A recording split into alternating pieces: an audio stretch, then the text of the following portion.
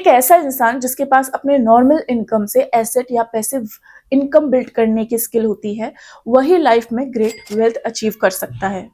और ये मानना है रॉबर्ट कियोसाकी का। क्योंकि पैसिव इनकम अर्न करने वाले जितने ज्यादा एसेट आपके पास होंगे ना, आप उतने ज्यादा अमीर बनते जाओगे। किसी ने बिल्कुल सच कहा है कि अगर अमीर लोगों का सारा पैसा आप लोगों में बांट भी दिया जाए ना इक्वली, तो फिर भी कुछ सालों के बाद वो सारा पैसा उनके पास वापस चला जाएगा और आप फिर से वैसे ही बन जाओगे जैसे आज हो। और क्या आपको पता है इसका सबसे बड़ा रीजन क्या है? The answer is assets.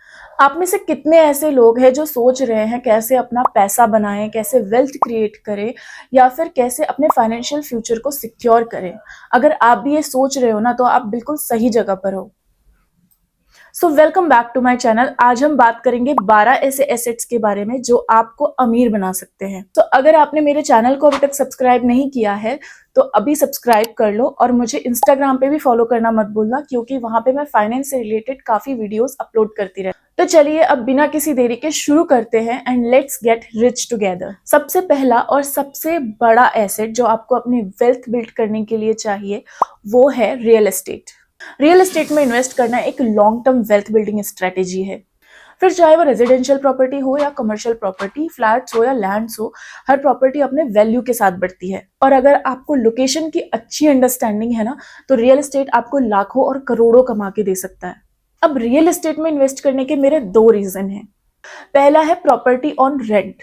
ऐसा कौन ही होगा जिसे बैठे बिठाए बिना मेहनत के पैसे मिल रहे हो, वो भी बिना 9 to 5 की जॉब किए, और ये पॉसिबल है रियल एस्टेट से। और इसी के साथ जो दूसरा रीजन है वो है एप्रिशिएशन। अब जैसे जैसे पॉपुलेशन बढ़ती जा रही है, वैसे वैसे रियल एस्टेट का मार्केट भी बढ़ता जा रहा है। जितने ज्यादा लोग होंगे उतना ज्यादा स्पेस चाहिए होगा लोगों को रहने के लिए।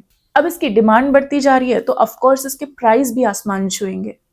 इससे पता चलता है रियल एस्टेट कितना वैल्यूएबल एसेट है।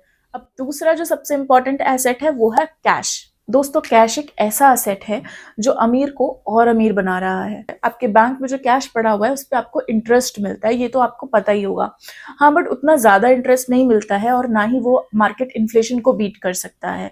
लेकिन फिर भी आज भी कुछ लोगों की, कंपनीज की और इन्वेस्टर्स की फर्स्ट प्रायोरिटी कैश है।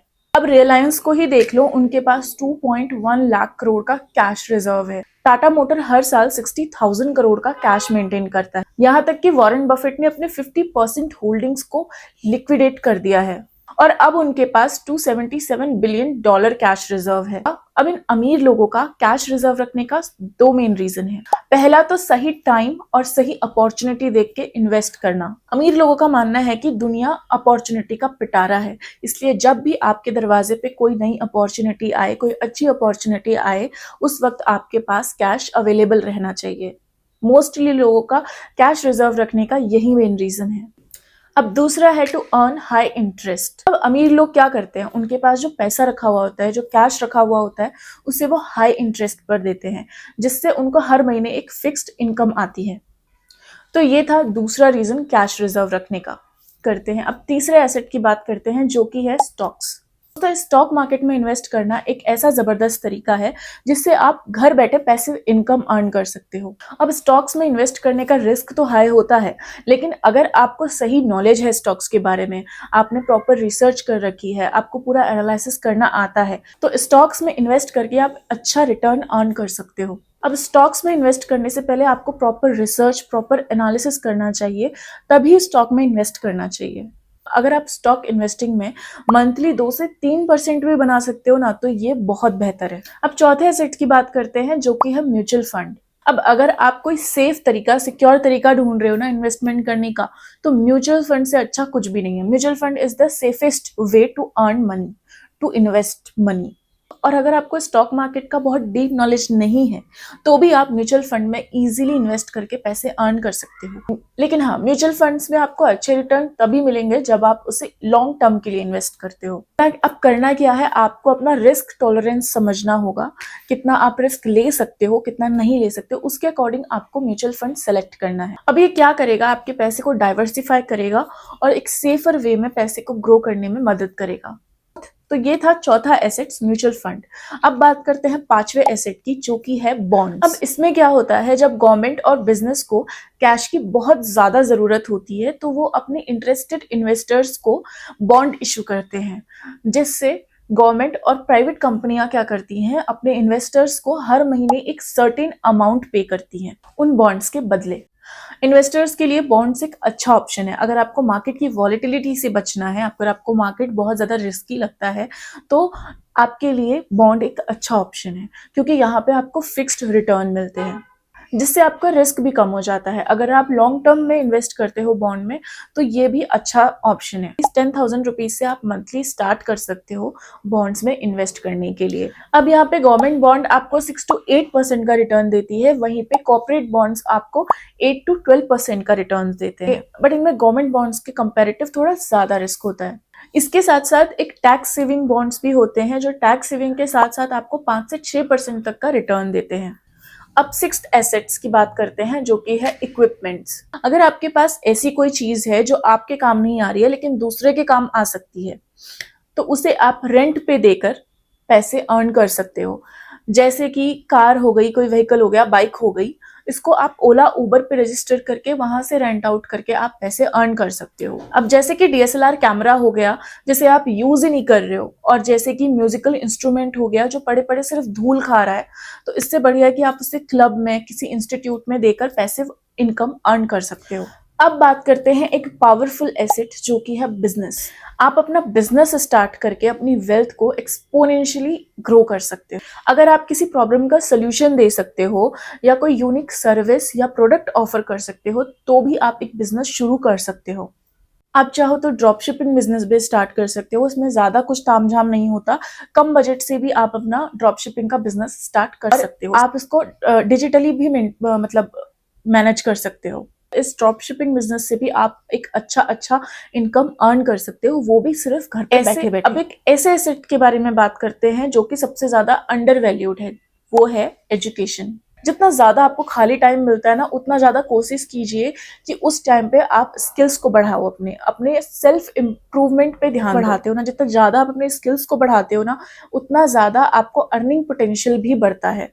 वो कहते हैं ना, कुछ काम आए या ना आए, नॉलेज कभी बेकार नहीं जाती, और ये आपको लॉन्ग टर्म में अच्छा रिटर्न दे सकती है। इसीलिए नॉलेज सबसे पावरफुल एसेट। अब बात करते हैं नाइन्थ एसेट की, जो कि है इंटेलेक्चुअल प्रॉपर्टी, जैसे कि पेटेंट्स, कॉपीराइट्स और ट्रेडमार्क्स। अगर आप किसी प्रोडक्ट का इन्वेंशन करते हो या फिर आपके पास कोई यूनिक आइडिया है, तो आप इसके इंटेलेक्चुअल प्रॉपर्टी राइट्स ले सकते हैं। अब क्योंकि इसके राइट्स आपके पास है, तो कोई और इसे रजिस्टर नहीं करवा सकता, कोई और इसके राइट्स नहीं ले सकता, और लॉन्ग टर्म में ये आपके लिए रॉयल्टी पेमेंट्स ला सकता है।